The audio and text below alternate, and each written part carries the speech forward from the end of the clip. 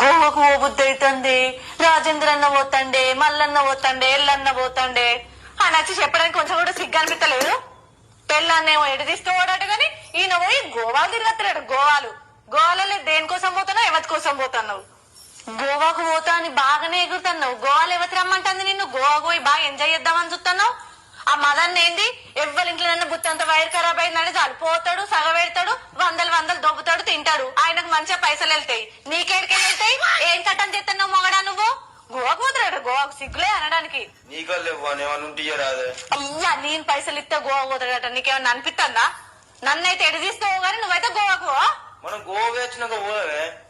నువ్వు గోవాకు పోయొచ్చినాక ఎప్పుడన్నా దబ్బన చూస్తే అట్లా నన్ను తీసుకుపోతావా అన్నట్టు.